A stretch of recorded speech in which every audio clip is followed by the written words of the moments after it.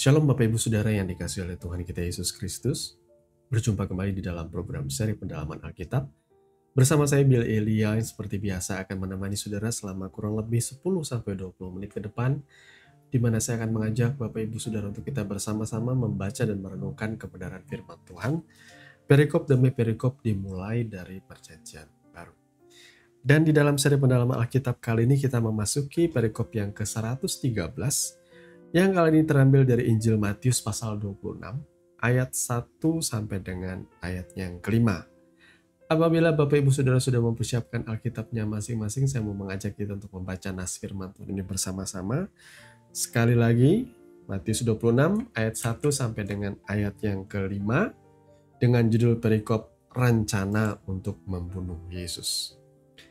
Setelah Yesus selesai dengan segala pengajarannya itu, berkatalah ia kepada murid-muridnya, "Kamu tahu bahwa 2 hari lagi akan dirayakan Paskah. Maka anak manusia akan diserahkan untuk disalibkan. Pada waktu itu berkumpullah imam-imam kepala dan tua-tua bangsa Yahudi di istana imam besar yang bernama Kayafas.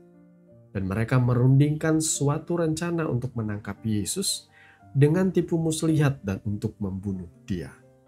Tetapi mereka berkata, jangan pada waktu perayaan, supaya jangan timbul keributan di antara rakyat." Amin untuk kebenaran firman Tuhan. Mari kita bersama-sama berdoa. Bapa, di dalam nama Tuhan Yesus, terima kasih karena Kau sudah memberikan kami kesempatan bersaat teduh, membuka kebenaran firman.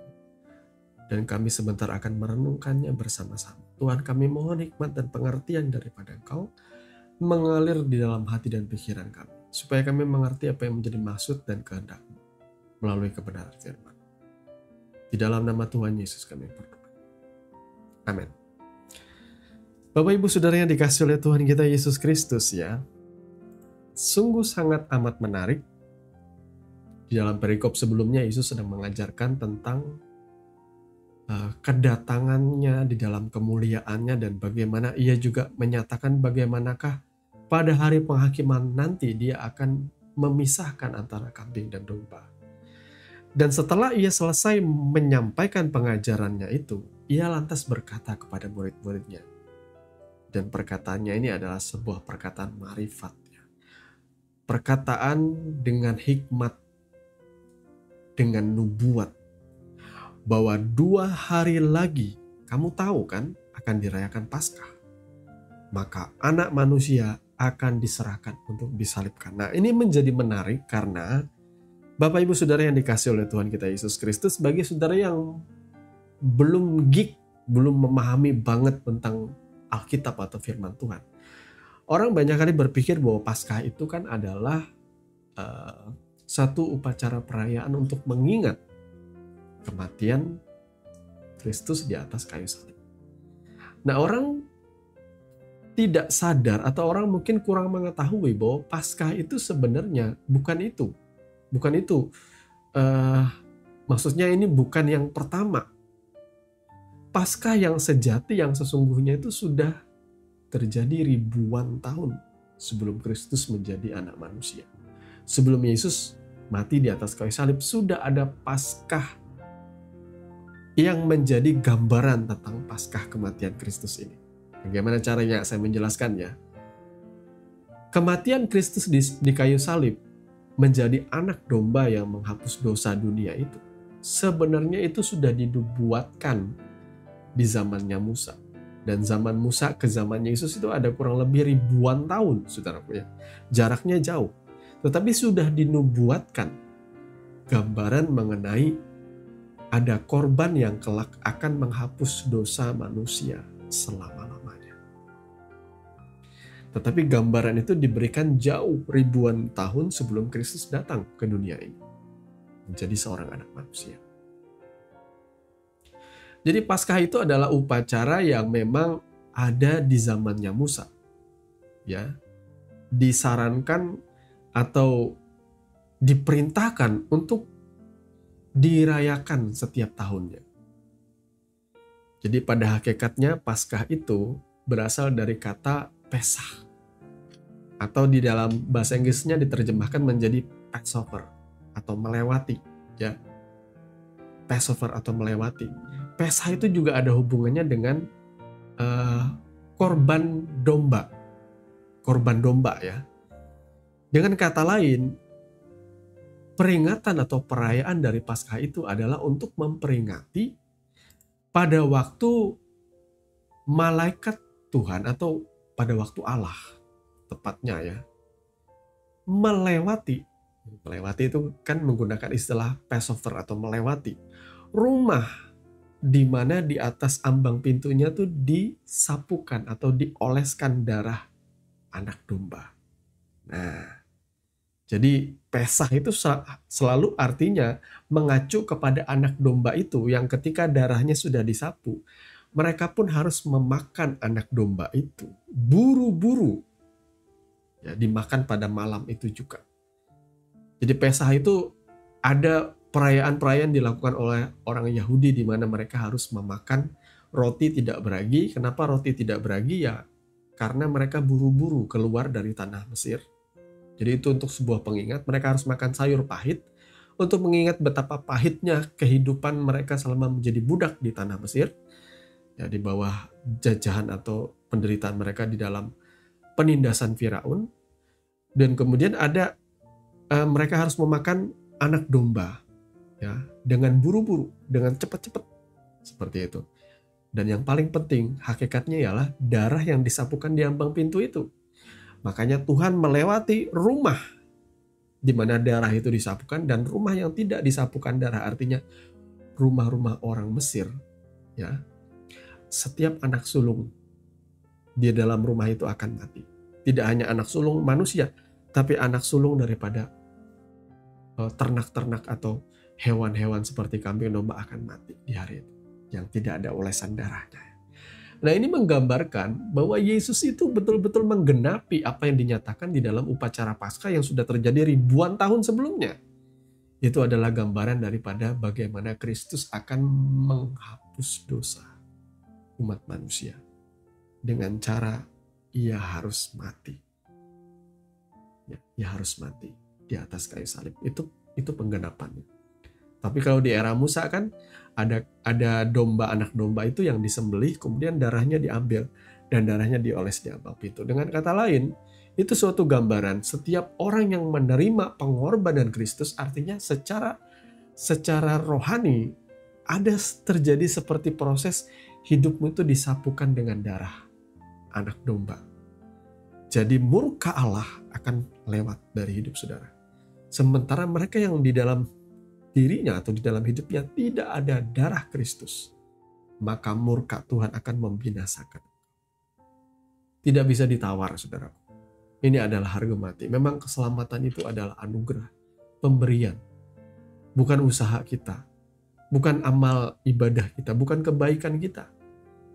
Tapi tidak lantas saya berkata bahwa setelah kita percaya lantas kita cuma iman-iman tanpa perbuatan, enggak.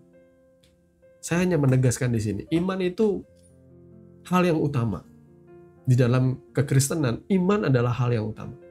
Iman kita apa? Iman itu adalah mempercayai seperti apa yang tertulis dalam firman Tuhan. Apa yang dikatakan oleh Alkitab, dan saudara mempercayainya, maka itu iman. Jadi kalau Yesus berkata, siapa yang percaya dan dibaptis akan diselamatkan, maka kalau saudara percaya dan dibaptis di dalam kematian dan kebangkitannya, saudara pasti diselamatkan. Ya, dan orang yang diselamatkan, mereka tidak hanya hidup saja secara lahiriah, secara rohani mereka dihidupkan, rohnya diselamatkan, tapi mereka juga akan menjadi orang-orang yang menyatakan buah-buah keselamatan itu juga dalam hidupnya. Oke, kita akan lanjutkan kembali. Jadi, Yesus menggenapi Paskah yang sebentar akan terjadi, ya, sebentar akan dirayakan. Kayaknya Yesus itu menyesuaikan dengan rancangan Bapa, menggenapi janji Tuhan, menggenapi gambaran atau nubuatan tentang Paskah itu betul-betul pada hari perayaan Paskah. Ya saudara, jadi saudara boleh mengingat hal ini ya, Paskah itu bukan sekedar bahwa mengingat pengorbanan Kristus di atas kayu salib. Ternyata ini sudah terjadi jauh sebelum Kristus datang ke dunia ini. Hari raya atau perayaan Paskah itu sudah terjadi, dan itu adalah nubuat dari apa yang Yesus akan selesaikan di atas kayu salib. Kemudian pada waktu itu diceritakan di sini, berkumpullah imam-imam, kepala dan tua-tua bangsa Yahudi di istana imam besar. Mereka merundingkan sesuatu untuk membuat sebuah rencana menangkap Yesus dengan tipu muslihat untuk membunuh dia. Sampai mereka berkata, jangan pada waktu perayaan, supaya jangan timbul keributan di antara rakyat. Tapi kenyataannya Yesus memang ditangkap dan akhirnya disalibkan. Kalau tidak salah memang sebelum perayaan Paskah. Sebelum perayaan Paskah. Makanya Yesus ketika digantung di atas kayu salib pada jam 3 ia berseru, Eli Eli lama sabachthani, dan kemudian ia menyerahkan nyawanya. Saudara perhatikan, dia mati di atas kayu salib. Lalu diusahakan sebelum petang mayatnya itu harus dibereskan. Jangan sampai tetap ada, karena akan ada Sabat menyambut Paskah. Nah itu saudara boleh baca di Alkitab saudara. Kadang orang berpikir bahwa Sabat itu hari Sabtu, ternyata tidak. Pada tanggal itu saudara boleh lihatlah, ada referensi yang lain saudara bisa lihat di situ. Saya menjelaskan ini dengan cepat ya. Pada tanggal itu, pada hari Yesus disalibkan itu adalah hari menjelang Sabat menuju Paskah. Jadi sebelum Paskah itu akan ada Sabat ya. Akan ada Sabat sebelum Paskah. Jadi bukan hari Sabat, hari Sabtu.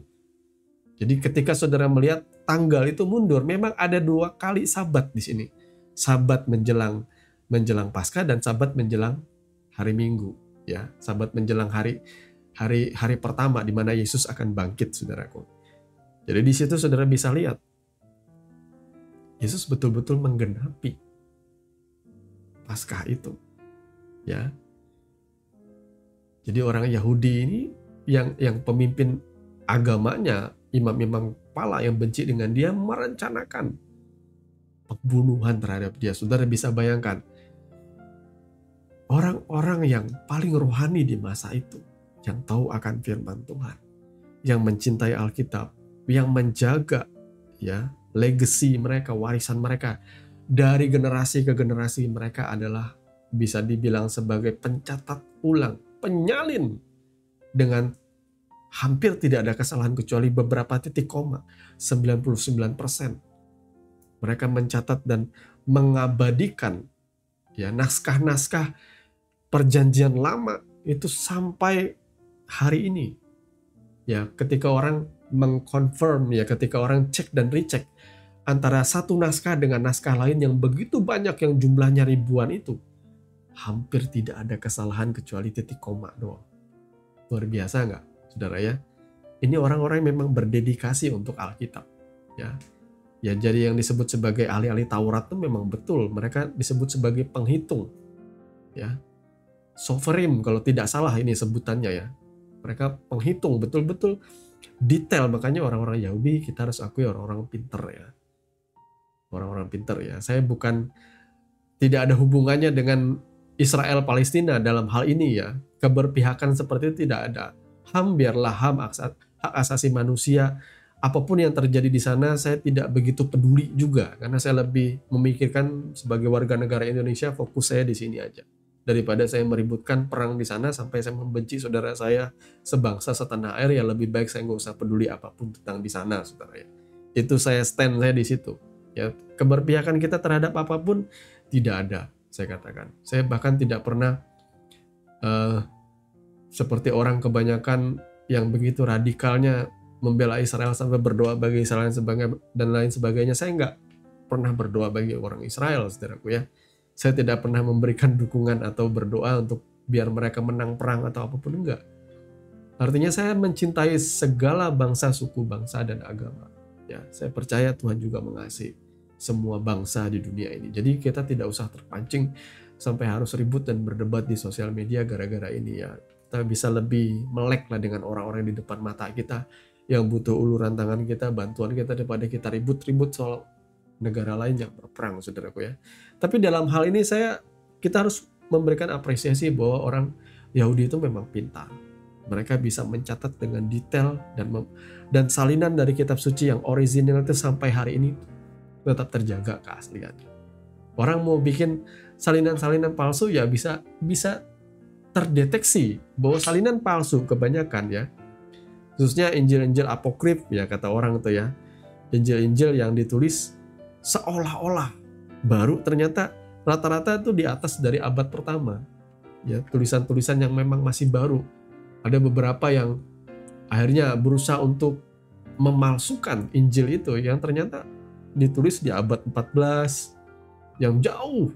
Saudara mau percaya yang mana? Bahkan ada beberapa kitab suci yang muncul di abad ke-6 Masehi, di tahun 600, tahun 700 Masehi, juga menceritakan tentang Yesus, tapi berbeda. Nah, itu saya tidak akan percaya. Saya lebih percaya dengan berita Injil yang ditulis di abad pertama oleh murid-murid Kristus. Ya, baik dari circle 1 maupun circle kedua ya, ini 70 murid dan saksi-saksi yang lain. Saya lebih percaya yang tulisan-tulisan di abad pertama, saudara ya. Jadi lebih clear, lebih jelas.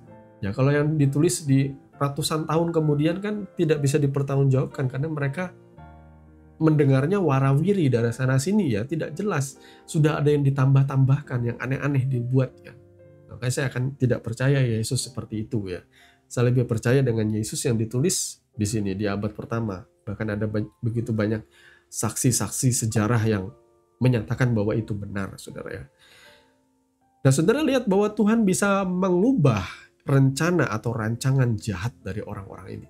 Dari pemimpin-pemimpin agama yang notabene orang-orang baik. Mereka justru membunuh Sang Firman. Mereka mencintai Alkitab. Mereka mempertahankan kitab suci. Mereka menjaga gulungan-gulungan kitab, naskah-naskah asli dengan baik. Tapi mereka gagal mengenal siapakah Kristus.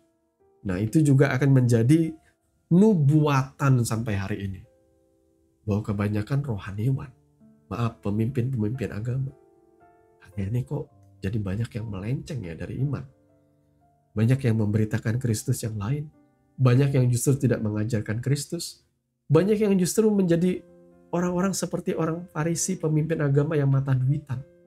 Yang membisniskan ya bait suci, apapun itu, bisnis dalam gereja, saya tidak tahu. Makanya banyak orang yang hari ini fair-fair aja melihat bahwa gereja kok jadi kayak franchise, jadi kayak usaha ya. Tapi sudah tidak usah heran. Karena di zamannya Yesus pun pemimpin-pemimpin agama di masa itu membisniskan ya bait suci dengan membuat bait suci itu seperti marketplace atau pasar. Mereka membuka pasar di halaman bait suci, tempat berjual beli dan tempat untuk menukar uang. Lalu bagaimana kemudian Yesus marah dan dia membalikkan meja-meja penukar uang itu sambil berkata, rumahku akan disebut rumah doa, tetapi kamu menjadikannya sarang penyamun. Nah, itu juga sedang terjadi hari-hari ini. Gereja, saya melihat juga banyak yang seperti franchise, seperti ladang usaha. Ya, dengan menyusun jadwal, mengundang artis dan sebagainya, mereka membuat sedemikian rupa untuk menarik jemaat datang sebanyak-banyaknya, mengkhotbahkan tentang persembahan dan persepuluhan, buah sulung dan lain sebagainya. Apa yang sedang terjadi di sini, saudaraku ya? Dan biarlah Tuhan yang menjadi hakim. Tetapi Tuhan juga mengajarkan kita, dari buahnya lah kamu akan mengenal mereka.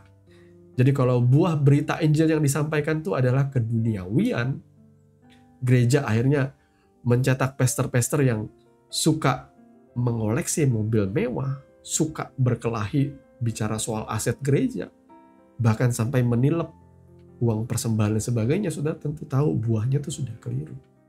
Berarti ini bukan hamba Tuhan, tetapi hamba Mamon, saudara ya. Jadi di sini kita diajarkan berhati-hati, waspada. Sekalipun hamba Tuhan hari ini bisa sekolah sampai S1, S2, S3 teologi sekalipun. Tetapi yang namanya hamba Tuhan tetaplah manusia biasa. Jadi berhati-hatilah, saudaraku ya. Berjaga-jagalah. Ya, Philein di dalam Alkitab kita, musuh Kristus di dalam Alkitab justru rohaniwan. ini menjadi sebuah pengingat bagi kita. Apakah rohaniwan atau pemimpin agama itu betul-betul hamba Tuhan? Atau ternyata hamba cuan? Nah, kita kan bedanya sedikit saja, saudara ya. Cuan dan Tuhan itu bedanya sedikit saja. Tuhan Yesus memberkati kebenaran firman-Nya, dan semoga apapun yang saya sampaikan tidak membuat saudara sakit hati. Kalaupun saudara sakit hati, renungkanlah kembali dan saudara akan merasakan ada manis madu di dalam kebenaran firman ini yang boleh memberkati saudara. Mari kita berdoa. Bapa, di dalam nama Tuhan Yesus, terima kasih karena Engkau sudah mengajar kami. Tolong kami Tuhan, supaya kami hidup dan boleh menghidupi kebenaran firman-Mu dengan sungguh, dengan takut akan Engkau. Kami percaya Tuhan memberkati kami, menguatkan kami, mendidik, mengajarkan kami di dalam kebenaran. Bapa, terima kasih. Kamu memberikan kami kesempatan belajar dan terus belajar. Karena Engkau rindu supaya kami boleh kembali kepadamu. Kami yang tadinya jauh, meninggalkan Tuhan, hidup dalam kejahatan kembali, seperti babi kembali ke kubangan. Tuhan, kami menyadari kesalahan kami, dan tidak ada kata terlambat. Selama kami masih hidup di dunia ini, kami percaya Tuhan memberikan kami kesempatan untuk kembali. Sebelum nanti Tuhan datang menjemput kami di waktu yang tidak kami sadari, kami tidak akan berkata kami tidak siap. Tuhan, kami mau setiap kesempatan di mana kami masih hidup, kami mau menyatakan, Tuhan, ampuni kami. Kami mau berseru kepadamu, Tuhan. Belas kasihani kami. Selamatkan kami orang berdosa itu. Kami butuh kasih karunia, kami butuh belas kasihan. Terpujilah namamu Bapa kekal selama-lamanya. Di dalam nama Tuhan Yesus kami berdoa. Amin. Bapak Ibu Saudara yang dikasihi oleh Tuhan kita Yesus Kristus, terima kasih bagi saudara yang sudah mengikuti channel dengan setia, mendukung kami dengan doa, dan kami ucapkan juga selamat datang bagi saudara yang baru mengikuti channel ini. Semoga saudara merasa diberkati, ya, juga merasa bahwa apa yang saya sampaikan boleh menopang pertumbuhan rohani saudara. Saya merasa bersyukur dan saya merasa tetap bersemangat untuk terus membagikan janji atau kebenaran firman Tuhan. Akhirnya saya Billy Elia pamit. Sampai bertemu lagi di dalam seri pendalaman Alkitab yang berikutnya. Kasih karunia di dalam Tuhan kita Yesus Kristus menyertai saudara senantiasa. Shalom.